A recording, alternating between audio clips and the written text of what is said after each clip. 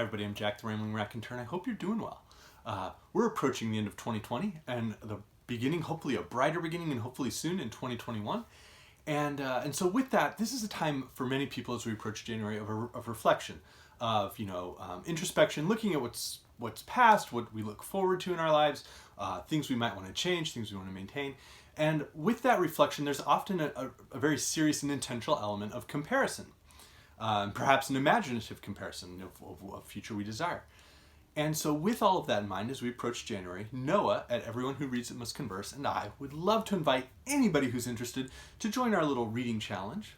We're going to call it Jonesing for Janus, or, if you will, Jonesing for Janus, if you want to be a real specific Latinist. And the only challenge is to make a comparison, to read two texts with an intentional mindset of comparison between them.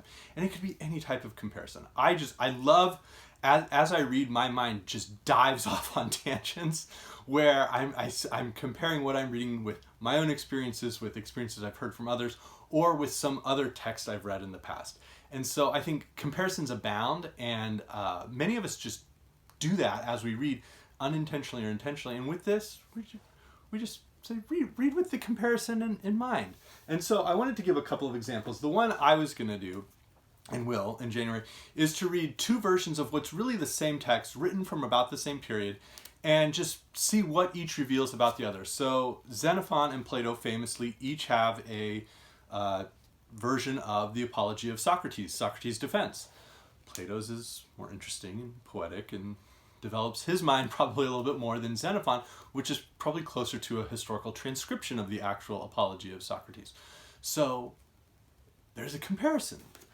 But it could go in all sorts of ways. It doesn't have to be the same text. It could be writers who are writing about sort of a similar region or a similar period. And so you might have someone like Charles W. Chesnutt and William Faulkner, who are both writing about experiences in the southern United States, and often within a similar time period, sort of in that post-Reconstruction time period. So that could be a comparison. Noah is going to do a really great one, I think it's coming this weekend, in which he looks at two post-apocalyptic works and just makes some intentional comparisons around them. Other ideas that sort of jumped out were sort of taking an older version of a text and then a more modern retelling, that makes different changes. So Angela Carter famously does that with fairy tales to great effect. I mean, just marvelous effect. Poetry's up for game. Anything's up for game. So maybe two poets from the same period, or two poets from the same family, like Christina Rossetti and Dante Gabriel Rossetti, looking at some of their poetry comparisons, okay, within that pre-Raphaelite period. Li Po and Tu Fu, who were both poets in 8th century China and somewhat contemporary, and sometimes they're even, poets maybe anthologized together from the same era. It could be another kind of goofy comparison, might be to look at how does an English detective operate differently in the Arthur Conan Doyle's Sherlock Holmes stories or Agatha Christie's Hercule Poirot series.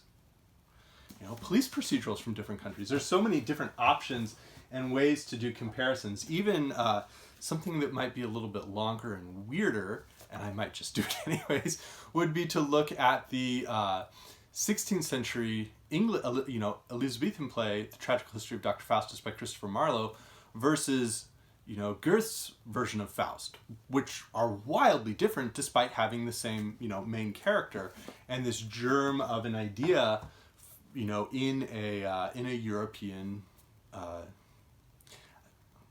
pseudo-philosopher Faustus.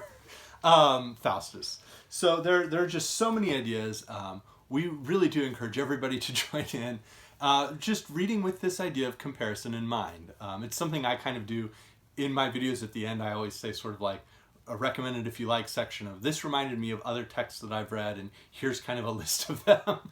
So this would just be something where we're going to be reading with a little bit more intention around that comparison. And now in terms of the Janus, where that comes from, it's possible that the month of January derives from the Roman deity Janus, Janus, Janus. There's going to be fine.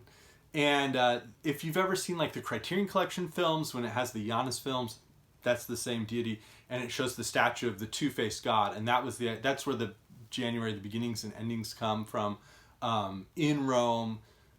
supposedly Numa, the second king of Rome, built a temple to Janus, and the doors to the temple would be closed in times of peace, which was fairly rare. Numa did it, and then later on Augustus famously did it, because usually the later Roman Empire was at war. So that's where Janus and possibly January derives from. Maybe it was Juno. And then if another weird reference, if you've ever watched the first Pierce Brosnan James Bond film, GoldenEye, the bad guy syndicate in that film is Janus, two-faced, so we're not going to be bad guys. We're going to be comparative literary, booktubers.